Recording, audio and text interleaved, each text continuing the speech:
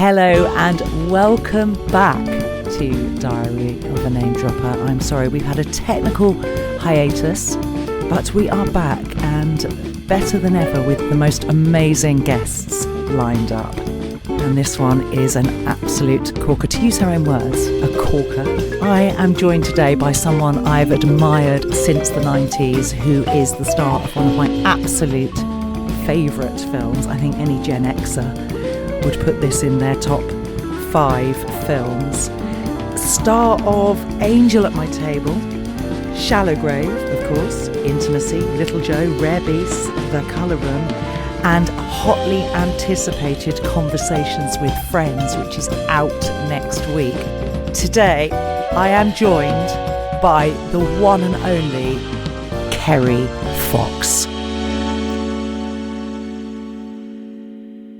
Thank you so much for joining me today on Diary of a Name Dropper. Right, pleasure. Yeah. Because, like I said, I'm a huge fan. Shallow Grave, I know people talk about Shallow Grave over here. But it was, for Generation Xers, it was just, for me, I was living in flats with housemates and it was just so poignant at the times. It was just brilliant. But we'll get to that. So, how are you anyway? Oh, God, I've just been on the phone to talk. No, it wasn't. I was Virgin. I've just been trying to, transfer things for, and it's like 5 days and it's still screwed up. And now I've been fined by Talk. Oh, you're joking. It's just like, it does your head in. Everything is so much more difficult and takes longer. And it doesn't work. It doesn't operate. So what you think you have isn't happening. Like, I almost lost my own number, And I don't know how that happened. I just feel now that everyone is so trapped in this sort of vicious circle of just being overcommitted and, underpaid. I've just watched 3 cars being towed away from our road. This is a...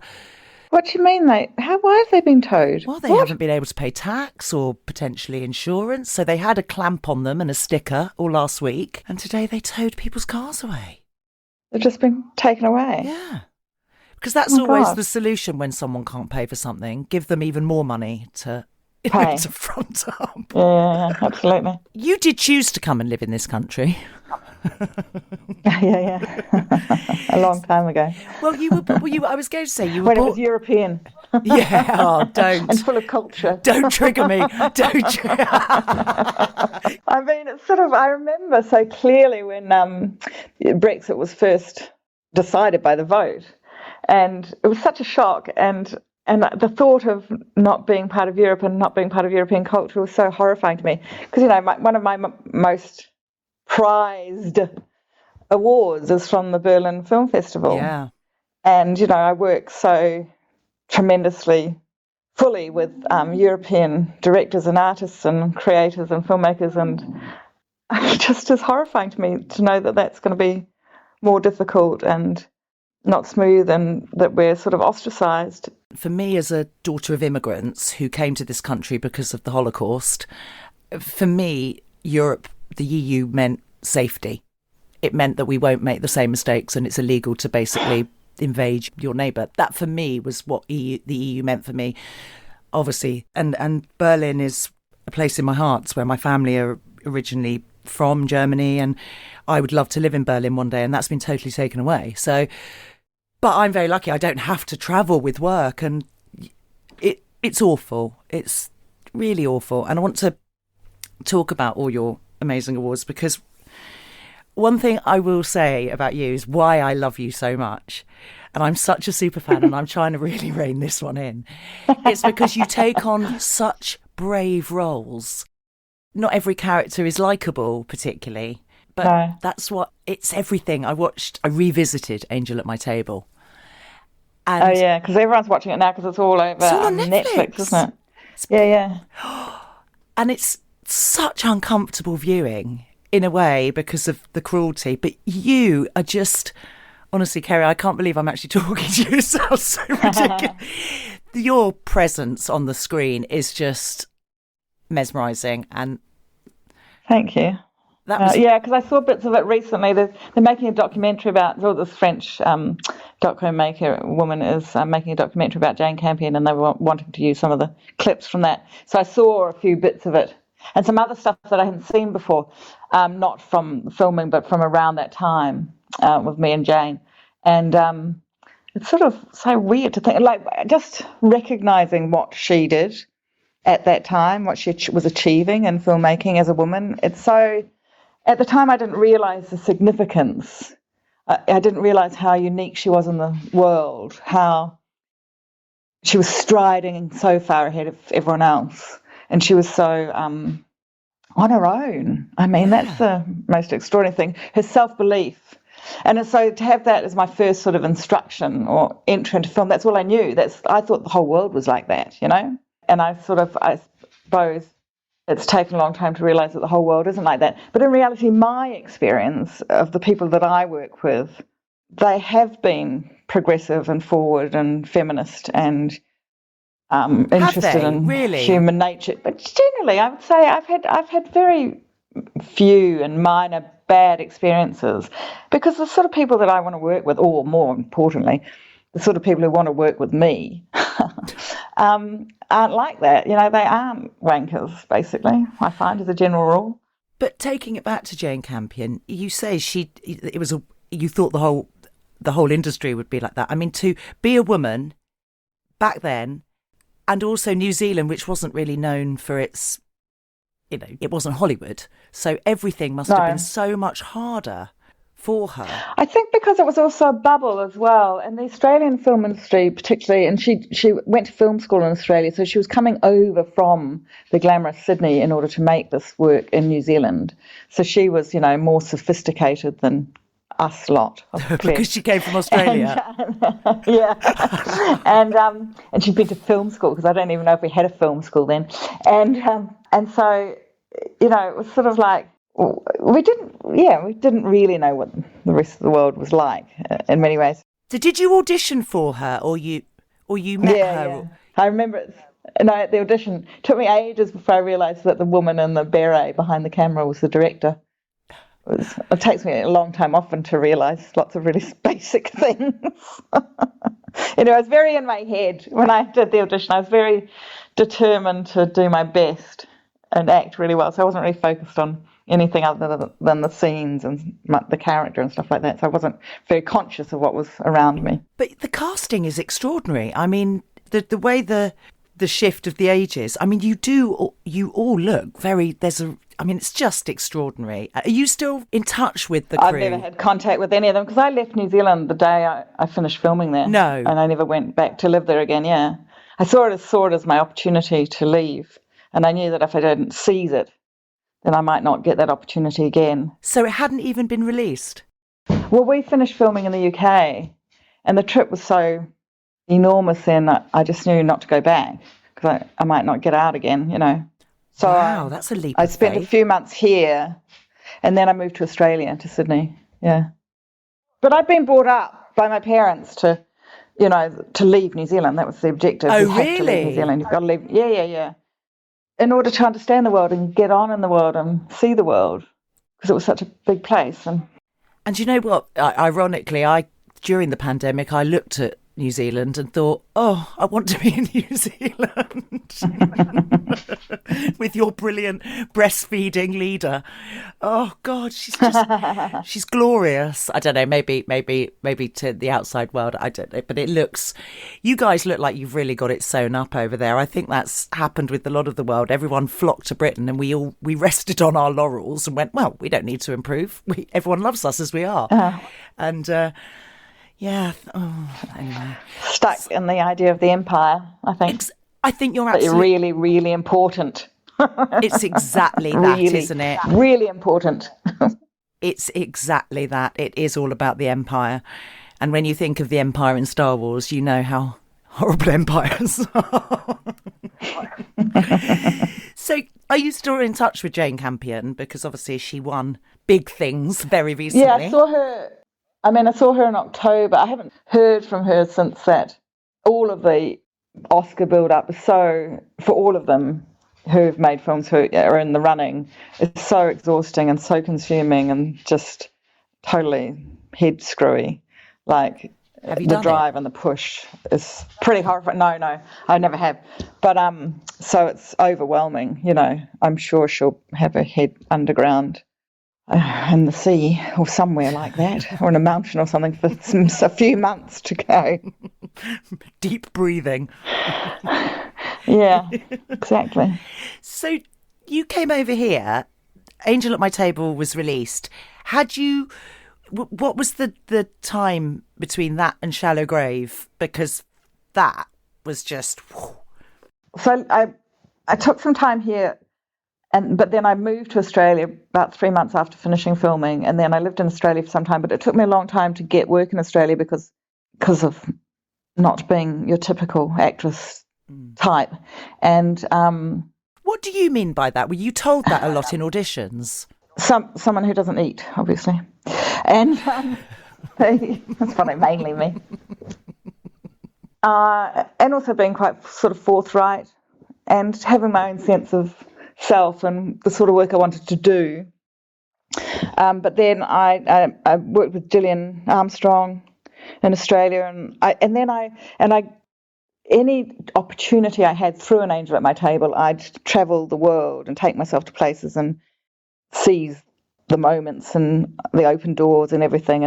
And I ended up meeting Danny Boyle in London, and he had a TV show that he was doing, and then he invited me to play on. And I didn't want to play the character that he offered me, and he offered me every other role, but I knew my agent was really good at that time. He said, just go for the one you want. Just say, I want this, and I won't accept anything else. And then, of course, so Danny did offer me the character I wanted. And so I did this show with him, with a great cast at the time, Kathy Burke and Leah Williams and Minnie Driver. And Oh, Minnie. I grew up with Minnie. did you? Yeah, Oh, that's funny. our family, we're all very good friends. She's great. Mm-hmm. God, I haven't seen her for a long time. Well, I'm hoping to get her on. Ah, good. Yeah, she's Good. brilliant. She's got a book out. Oh, I saw on Instagram she was at Oxfam Bay Garnet sale on the weekend. Yes. Rifling through the vintage. Wasn't that Selfridges or something? There was. It was in some church hall or something, I still couldn't afford it. Oh, I don't know. It wasn't that bad. I mean, I didn't get to not? go, but well, even the Selfridges one wasn't that bad. The prices weren't bad. No, it's good. I must go. Going into London is so bloody expensive anyway. Sorry, digressing over Minnie. Yeah, I met Danny and we worked together on that. We really enjoyed it, and we wanted to make a film together. So when he had the opportunity to make Shallow Grave, he wrote to me and asked me to do that with him. So you didn't so audition? It's pretty straightforward. No. Oh, that's brilliant. I have to say, it sounds to me, I never hear this often, but sometimes sticking to your guns and having integrity really has paid off because you have been in control of your career. Oh, God, yeah. Yeah, I mean, it's still, certain things I've done recently, I just say, no, I will only accept this. This is, particularly to do with my worth and my value. And it really pays off.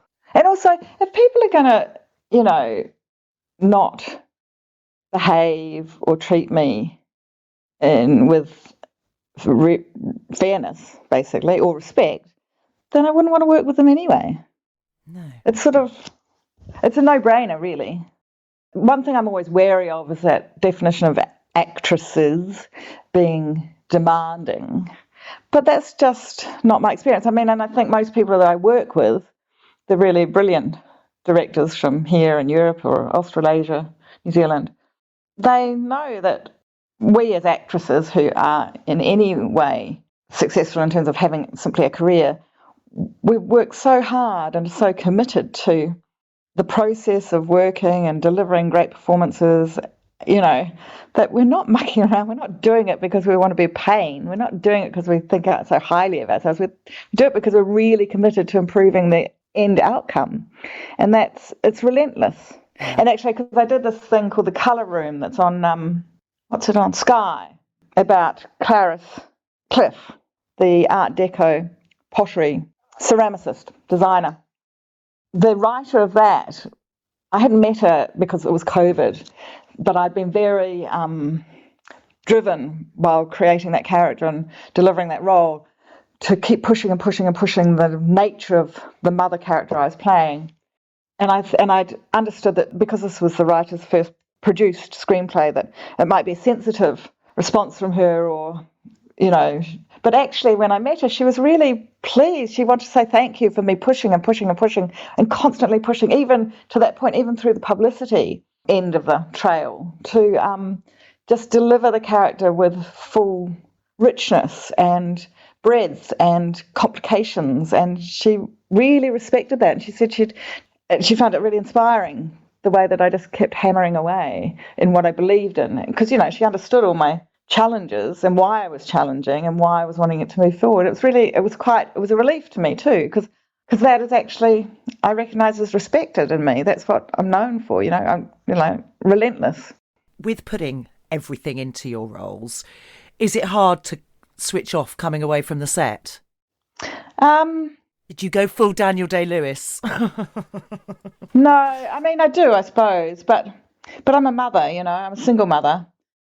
I think that's really changed the way I act, because I can never not be a mother. That's like, I can't afford to be any sort of drip on the home front. And obviously, it's much easier if I go away, then I don't have that day-to-day responsibility. But I don't go away that often unless it's really important. I generally try and be home as much as possible. I've got an upcoming job in Tasmania, but it's right in the holidays, in the school holidays, so I know that I can go because I'm not being a mother of children going to school or child going to school. Oh, brilliant. Will the boys go with you? Well, I think one will. One's older, he's 21. He definitely wants to come, but the other one's a bit uncertain. He's just kicking off to A-level, so... But I think he will, and I think I'm tempting him. But in terms of, like, acting is in many ways the easiest thing I do. It's really, to me, it's just a breeze. It's is it really? If I'm given the opportunity. Yeah, so the biggest difficulty is having the opportunity to act, working with people who completely trust me, working with where I'm supported, where the thought processes and the physical processes that I go through are really understood and given flight, and help to give flight with the collaborators and the vision and the cinematic vision and everything. And then it's really easy. So on that note, with that factoring in, what has been everything comes easy to you, and no, I wouldn't say that. Well, I don't know. You don't ever see the actress, you see the character for me. And it's quite, I know quite a few actors, so sometimes watching them on TV can be a bit of a difficult shift, and you were like, I can see. With you don't, it's just every character is just that. It's genius. And what would you say was your hardest role? No, I think you're brilliant. Like I said, for me, in this world of reality and world of, actresses just taking any old roles because either they have to or they want to remain in the public eye. For me, integrity, authenticity, but taking on roles that aren't always flattering, that aren't always easy, that do address abuse and control and misery. And we need representation like that. And life is shit for women, and you do such a brilliant role of kind of revealing that, without making it sound like every single one of your plays is the female eunuch or something like that. But what's the hardest? Because I know you won that you mentioned earlier, the Berlin Film Fest. It wasn't the Berlin Film Fest. It was the Berlin Intimacy. Film Fest. Intimacy. I mean, we won. Yeah. I was going to say, do you mind discussing intimacy? Because it must have been the most asked question. I don't mind if have you seen it? I haven't seen it because you can't see it anywhere. But I've seen clips and I've read about it, and I've actually read your ex-husband's article in The Guardian as well. So I was very aware of it. Right, that's funny. That's so influential, isn't it, that piece? Can't you see it anywhere? I find that really weird. I tried, really, and I thought, well, if I'm having you on, I really need to. I mean, I've seen the clips, and I find that so distressing. It's so hard to find. I mean, it's not... To find. Oh, that's really upsetting, isn't it? I find that really depressing. I think so. Because it was the first ever British film, with the... It's not simulated if it's real, is it? What's the word I'm looking for? A fake dick. I don't know. What word are you looking for? It's real. It's not pretend. And it was the first film of its nature in the British film industry because, I mean, since then we've had the French release Baiser-moi, which I think is an incredible... Have you seen Baiser-moi? No. I sort of got put off a bit. Films like that. Oh, right. Yeah, I was going to say, had enough of Willies. Yeah, I am disappointed that that's not available. But a lot of people have an opinion about it without having seen it. And particularly, I think I found it very difficult in the British press, as opposed to, France or Germany or other parts of the world.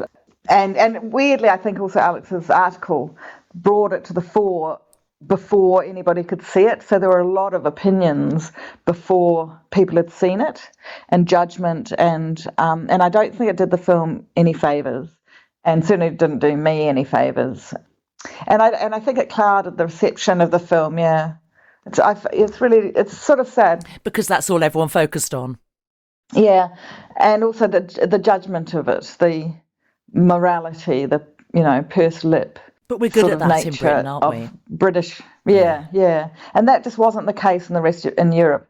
It was the rest of Europe then. In Europe, where it was really recognised as the great piece of work that I believe it is. So it's hard for me to have a neutral experience, a more neutral take on how it was received in the UK, because I don't. Well, I've heard nothing but wonderful things, but I did want to bring it back to that sort of pursed Britishness. And, I don't think there's any sort of coincidence that we have some of the, the worst sex offenders and paedophiles in this country that get away with it in plain sight, as we found out with Jimmy Savile. And I think the reason we're like this in England is because we're so uptight. Britain, England, maybe.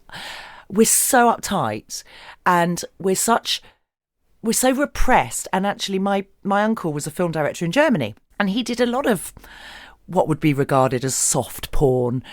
And I just feel that when I was in Germany, I feel very liberated. You can be topless without people looking at your tits.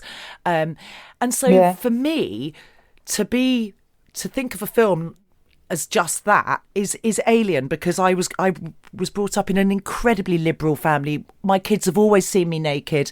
We've never had a fear of nudity. We've spoken about sex from... In fact, my kids are quite square. Because they're repulsed by their mother. Yeah, totally repulsed. To the opposite. My son told me the other day I was instantly unlikable. Don't hold on to that. Don't. But I think, because you were asking about what's the most difficult, wondering if that was very difficult. But I'm trying to think, I can't think of... But Janet Frame must have been hard. Well, no, see, in some ways not, because, really? I mean, I was completely focused, but also I had those two really great little girls, and I watched them all through rehearsal, and I knew that they were so good and so true and always delivered honesties that I had to match them in every way, not only in their physicality and their looks and their movements and their gestures, but also in their delivery of truth. And so, I felt like the bar was quite high, but I had a guide, I suppose. Guided by the little ones. Yeah. God. Well, they couldn't change who they were. That's the one thing about kid actors. You can't get them to not be themselves, and, so I had to match them. That's incredible. And you were young, weren't you, to take on such a... 23. God. So I've just been working with this incredible actress called Alison Oliver in Conversations with Friends, which is about to open. Or not open. What does it do? Come on TV. Come on TV. Turn up. Stream. To be on the telly shortly. Or probably on some people's computer screen. Where can we see this one? We'll have to put this all in. We'll put it all in show notes. It's BBC Three and Hulu. So it's a follow-up to, but the precursor, actually, in some ways, to Normal People. So it's the first novel written by Sally Rooney, and it's directed by Lenny Abramson and his whole team that made Normal People. Oh, but wow. The girl who's the lead in that, Alison Oliver. She's so wonderful. I think she's the best person I've ever played with before. And she's so phenomenal. And, and weirdly, because I felt very reflective of my own time doing An Angel at My Table when I was exactly the same age as her. And, having to do something of the same intensity. Like Lenny Abramson is a genius director. And also, actually, An Angel at My Table was TV, don't forget. We made it as TV. And, there were just sort of so many things about it that were reflective of my own experience. I just adored her and I think she's absolutely brilliant. And it gives you hope. Yeah. Hope for the next generation. Gosh, yeah. Because in this world of reality where you can be famous by farting, saturated with Kardashians, and so anything like that is just for me as a woman, because I want my daughter to not be, she wants to go into the world of politics, and that's cutthroat it is, and it's women like you portraying these brilliant characters and feminist icons on screen. I watched something with you in, because she wants to do law, and I watched Top Wedding. No, hang on Netflix now. Top End Wedding. That's it. You play a lawyer, and you're terrifying. That's right. Yeah, I forgot I was a lawyer. I forget what I do in these. I forget what the characters' names are and what their jobs are. Those things don't really interest me, you know. With beautiful Miranda Tapsell. Yeah, she wrote that as well as was the lead. Yeah, she's pretty clever and inspiring. Boy, she's a through and through activist. It's just like jaw-dropping being around her. You can hardly keep up. She's so mesmerising and charismatic and forceful. Oh, she's great. Do you prefer to work for women? That's interesting. Sorry, throw it out there. But it seems that your most incredible work has been when you've been directed by... Well, that was a male director. She was acting in it. He's an Aboriginal director called Wayne Blair. Do I prefer... I suppose Danny Boyle, but he wanted you. I think all the great male directors I've worked with are very female in nature. They're quite manipulative in a good sense. That's what the director has to do. They have to make you deliver. So they're using their knowledge of you and their expertise and directing is the art of manipulation. But manipulation isn't necessarily a bad thing. And also they're very... And necessarily a female thing either. Well, it's considered, isn't it? No, that's what I'm saying. These male directors are they're really interested, really intrigued in human nature and what makes people tick and why they tick the way they do, you know. So I think my experience of the really great directors I've worked with, like Lenny Abramson or Danny or Wayne, in fact, in Top End Wedding as well, because Wayne's a brilliant actor as well, beautiful man, you know. They have this, what I would, in broad brushstrokes, call very female traits, which I applaud. We were talking about that the other day, how women can have very male traits and some men can have very female traits, and it's a lot more. Someone said to me, "You're really male, aren't you?" And I was like, God, no one's ever said that to me before. What does that mean? Yeah. What were they referring to? Just my whole aura is male, and it's the second time there's this little lady that lives in our road. She's 92. She's like Yoda. She's incredible. And she was telling me about the age of Aquarius, and she said, "You're male. You have a male." And I'm trying to remember the name, but we're all male and female. It doesn't matter what our genders are. And it's really interesting that you say the male directors you've worked for have actually been very female, and that would make a lot of sense. Yeah, and certain aspects of their nature, yeah. Yeah, or their thinking. The empathy, I would imagine. Or maybe it's just, they pretend they're really empathetic. Yeah, because they're really manipulative. Yeah, until you deliver what they want, and then they wander off and talk to someone else. Do it to them too. Yeah, but that's right, all the directors do that. But men are generally quite linear compared to women, I would say. I just get really cross with men sometimes. I just think they could be better. Oh well, you can't say that to the mother of male teens. No, I know, and I have a son, and it frightens me every day that, having left an abusive marriage, you just think nature or nurture. What's going to be stronger here? It really worries me, because I think there's things he says that make my blood run cold, and I think, well, he's not intentionally saying that. That's just pure nature. But also, is it your response to something, some sort of underlying memory that's not really him? You are so right. Your reflection. So you're putting it on him, Oh, It's absolutely that. And I'm so glad, well, my husband's going to be really glad you say that, because he said you're so scarred, you're constantly on the defence waiting for him to turn into his father. And so thank you for saying that, because you've kind of... But I also think, like, because my older son went through some really difficult times, like very, very unwell, and I was so worried about him. This is to give you hope. Yeah. and I focused all my attention on him. It really didn't work for a long time, couldn't work, and was totally at home looking after him. And but he's turned out to be such a beautiful, kind person, charming and funny and self-deprecating. And even when he goes, off on a big ramble like his father, he still mocks himself. He's, and so I'm hoping that, because the second one's really embedded in teens at the moment, so a certain social awkwardness and bluntness to nature, and not seeing the curves and edges of life, like he was when he was fixing up this for me, because he came down and fixed up the microphone and said, "But why do you want me down here, Mum?" I don't even know. I said, because I would have cried. I would have felt it so stressful. Anyway, I'm just hoping that if I just lead by example, by showing him how to be social and charming and fun and witty and help out, and teaching him how to clean the loo and put the washing machine on. Yeah, then and cook, that then he will turn into the same, it'll be the same result, that he becomes kind and able and considerate. And I have faith that's going to turn out, even though we've got this sort of teenage mental brain synapses not quite connecting phase that we're in at the moment.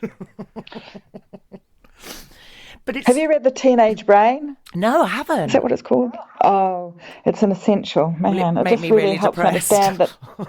No, it makes you take a step back and not worry about what's going to happen. That the fact that there's some huge growth spurt of synapses when they're 2 or something. I don't know the details. I'm making this bit up, but that's my impression from what I read. And then the same thing. Yeah, the same thing happens when they're adolescent, that all the useless connections that are of no use to them and don't work anymore just break away and splinter and dissolve, and new connections are being made at this rapid rate. And so that's why the certain connections are just not really functioning properly in the teenage brain, particularly in boys. They can't make the leap to what their eyes see, to looking for something in the fridge. This is all related to their brain rebuilding, reconnecting, and getting rid of the dead wood, and that's what happens during that few years. Like shedding and that's skin. Why, and they and they don't have any control over it. So you have to be really understanding. God, I wish I'd known that a few years ago. It helped me along. Yeah, absolutely. It really helped me along. God, that's, I Zoomed a Q&A with Gloria Steinem a couple of weeks ago. She was doing a live from New York, and she was talking about, we're still repeating the same shit. There's while we think we're getting somewhere, they're taking away women's rights in America by, criminalising abortions. And she did say the best way we as women can really educate against feminism, because people switch off to us shouting and ranting after a while. I know my kids do. The minute I shout, it's like they've gone into a soundproof room. And she said it's starting at home with just silly things like, well, not silly things, but we always make an assumption that the woman is going to do the washing. But actually give those jobs straight away to the teenage boy in the family, or and just shift up the stereotypes. And I thought, God, yeah. And your sons are both really lucky to have a mother like you, because to see a strong woman. It's very difficult because I have to do everything. Like, I have no family support. Their father lives in a different country. So it's totally up to me, and it's really overwhelming. Of different country being Scotland, but it's sort of like, so I can't, as well as having to earn all the money, and so I just find bribery really helps from a very early age. So true. I pay them to do all the simple jobs. Why do we have to live on really threat? Yeah. No, it's not threat, it's bribery. Oh, it is in our house, bribery and threat. No, there's no threat. Actually, I did have a conversation with one of them recently about how, I was reading some book about discipline, or that a child had to be disciplined if such and such went wrong. I found it very confusing. And I said to my youngest, we've never had that experience, have we? I don't use discipline in my house, like negative. No, nothing is withdrawn from you. And I think it was in relation to some new friend of his who couldn't come out when the rest of them were going out or something. And I just found that so bizarre to me, because the only things that matter to me are that my children always feel able to tell me the truth.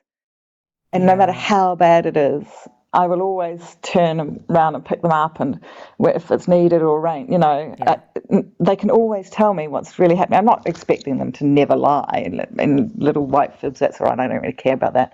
But their friends are always welcome. Their natures are always welcome. Their behaviour, I think particularly this was from when my oldest was so ill. He had chronic fatigue syndrome, and he and I just realised that if he could just speak whatever he felt the need to speak, then he would get well. And I gave him that space. I think that's what's come through. Yeah. And do they act and write? No, I think I think they would like to, but because their father's a writer and their mother's an actor, they've rejected that. Well, not entirely. I think they might fall into it somehow. I'm like that. I could never ground my kids, because I was like, it's so important for them to be with their friends. I'm not going to be the person that stops them from doing that, and then they resent me for the rest of their lives. But we're terrible as human beings. We focus on someone's weakness and think, oh, well, okay. So I know for my son at the moment, with his girlfriend and going to the gym, that, humiliation would be the worst form of punishment, right now. So the other day I did sort of say, if you continue to not flush the loo, I'm going to post a photo on social media. And straight away, I wouldn't do that. It'd be horrible. I would never do that. But I sort of thought, oh, that's worked. Oh, right. Right, so, and I just thought, God, it's really interesting how things matter to them, that it's so different, whereas before it would have been not being allowed to watch something, or not, but I'm terrible. I have something taken away, removed, yeah. I never really did that either. I'm terrible. I'm a bit of a softie. Yeah. Like that, I don't have, I just trust them, basically. If they're going to go out, as long as they tell me what time they're going to expect them to be home, what time they leave, where the place where they're coming from, then that's fine. I don't care what time it is. They know what they've got to do the next day.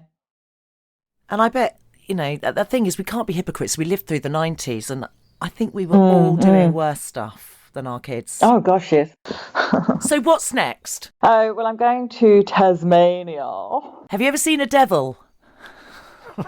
Have I seen it? No. I've worked there before. I did a really good film called The Sound of One Hand Clapping in Tasmania a long time ago. But I'm doing a TV series there, which looks really fun. Sounds like it's going to be really fun. What do you do with your dog? Raining all the time. Does it rain a lot in Tasmania? Yeah, well, yeah, it's like New Zealand. I know that's the issue about my dog. I'm very... I'll have her. I love a border collie.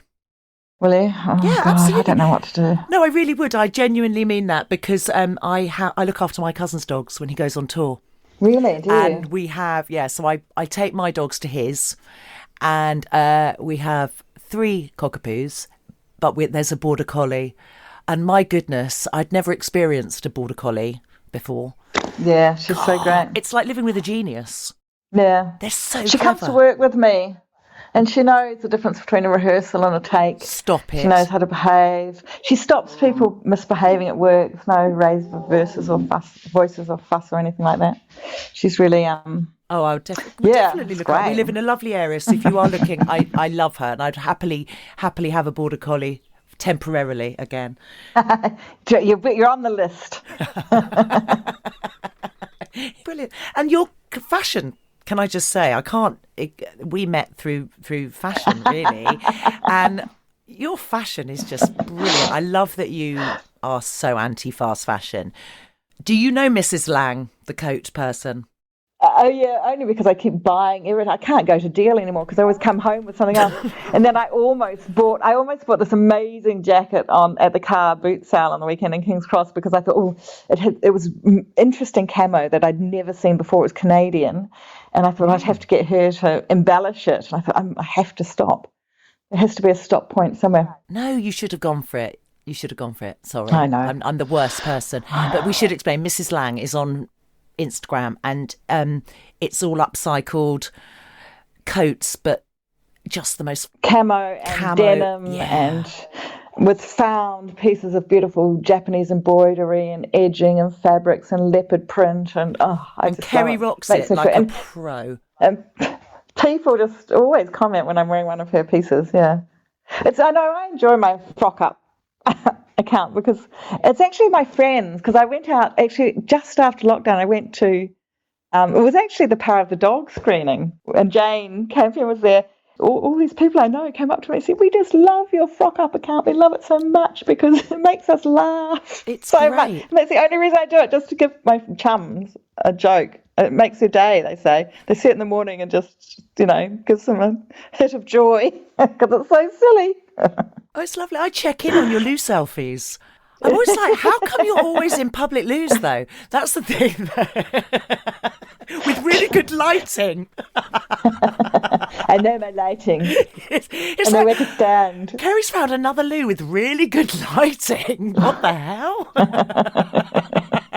No, for me, that you're just, it's like, it's my dream come true because seeing you I keep going on about Shallow Grave, and I'm really sorry to do that to you because I know that you've done such incredible work and won awards for your acting. But for me, as a Generation Xer who was living with flatmates at the time, our landlord was secretly living in our flat as well. Oh, so it was so fucked up.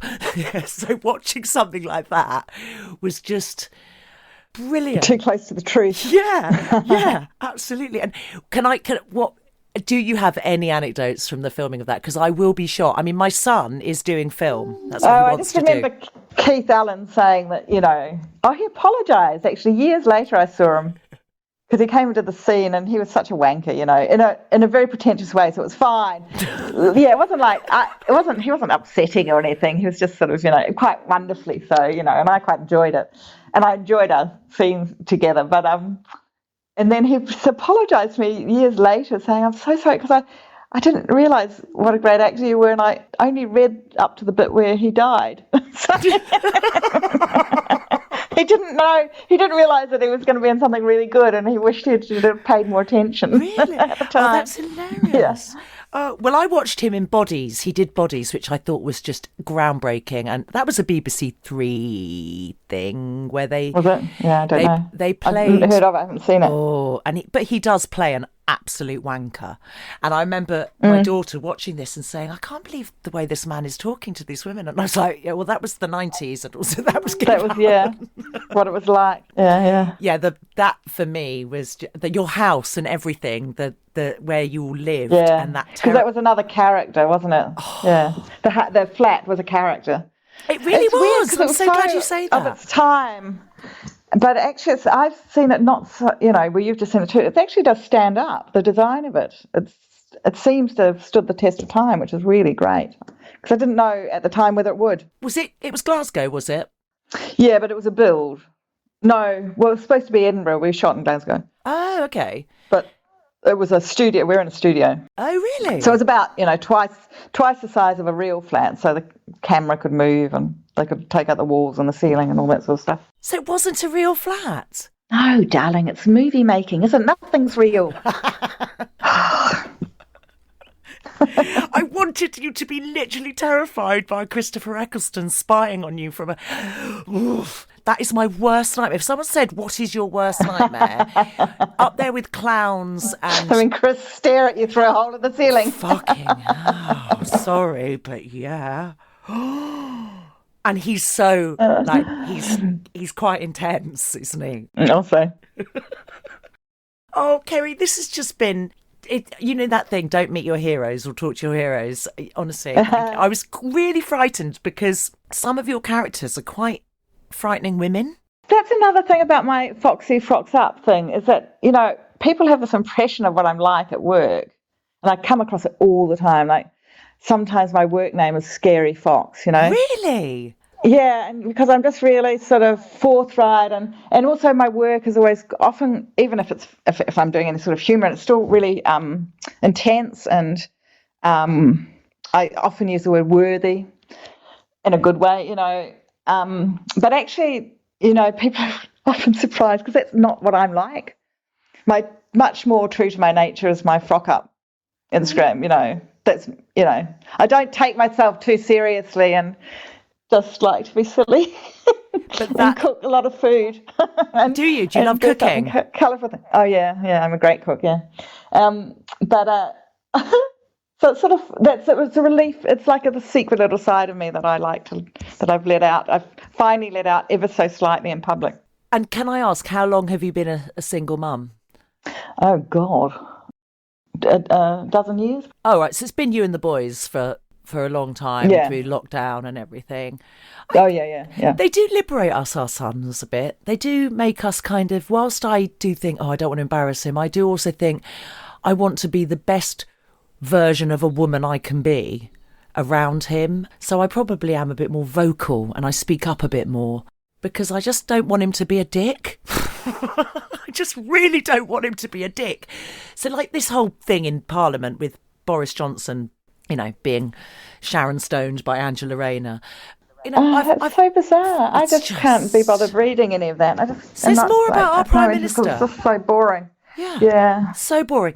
And it's just, it's in something so serious is lots of things are happening in the world. We really shouldn't be discussing that. But it is the kind of thing I will bring up to my son and say, that's a bullshit comment. And don't you ever say you were distracted by a woman because she uncrossed her legs, because more fool you.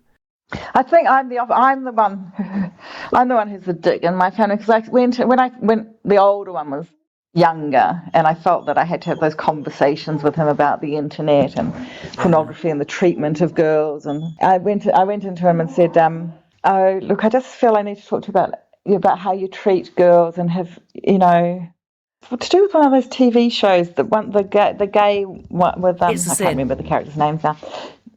No, it was pre that. It was before that, where one of the mothers was talking about her daughter pulling her pubic hair out with tweezers and stuff. It was so shocking to me, so awful. And I said, you don't say any comments to women, to girls or your friends, or you've never said anything that would cause them harassment or upset. And my son just turned to me and said, Mum, I respect all my friends and love them, and I would never do or say anything to hurt them. And I went, I'm just not going to have this conversation about how you treat other people because you've got it sussed. You did that, Kerry, though. You made that. Yeah. I was so thrilled. More men like that. More men, you see. Yeah, exactly. I hope one day we can go shopping together in real life. Oh, brilliant. God, yes. I really want to go and touch those coats. I genuinely do. You see what I've got now. I've just got this leather coat, vintage leather coat from the car boot sale that's full length, embossed in snakeskin. I'm going to wear it today. No. How much did it cost? Like 120 quid at the car boot sale. Flipping find of a lifetime. Brilliant. The best thing I ever bought. Tasmania. Is it? I love it. But I mean, the fact that you're so different from your characters just shows what a brilliant actress you are, because there are some very one-dimensional actresses who are actually, what you see is what you get. And the fact that you are so lovely and self-deprecating and warm and friendly when your characters aren't. Like, I probably shouldn't have revisited, some of the things I did leading up to our doing, because I was like, oh my God, I'm going to be terrified. Because your presence is phenomenal. Oh, thanks, darling. For all your fans who will be listening, because I have a lot of friends who are fans, where's the best place to sort of follow what you're up to? Is it your Instagram? Is there a website? No, I don't have a website. It's, Kerry Fox Acts for your acting. Is where I put stuff up, yeah. But Foxy Frock Up is so fun. Foxy Frocks Up.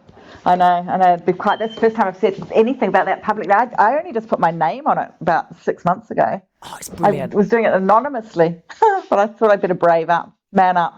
I'm awaiting the leather jacket, the snakeskin. I'm awaiting today's Lou selfie. And I love the cameo that the dog always... Oh, yeah. She's got her own website as well. Her own Insta, of course. But you also have to put in, I've invented a new word that I want to go viral. Because I was interviewing this great actress, writer, director called Leah Purcell, who's an Aboriginal First Nations of Australia practitioner. And her film, The Drover's Wife, is coming out here in a couple of weeks. And I interviewed her, and I thought she's so mesmerising and so inspiring. I have to come up with something to describe her. And so I just came up with her brilliant vigilance. Which I love. It's my new word, and we've got to use it everywhere. I'm going to use that hashtag. So I'm going to copy you now. So how are you spelling it? Because we need to make sure it's spelled. So you're... Vigilliance. Yeah. Vigilance. Yeah. That's great. For great girly action. Let's make a movement. Shall I get you a T-shirt with that on it? I'm going to. You know, Why not? I'm going to. Kerry, I'm going to send you a T-shirt just so I can say I sent Kerry Fox a T-shirt. Trust me, this is totally self-serving. No, I'm going to get your address off there, and I'm going to send you a T-shirt with that on it. Are you already using the hashtag? I have a few times, yeah. Okay, let's get it trending. Let's get it. So what are you up to for the rest of the day?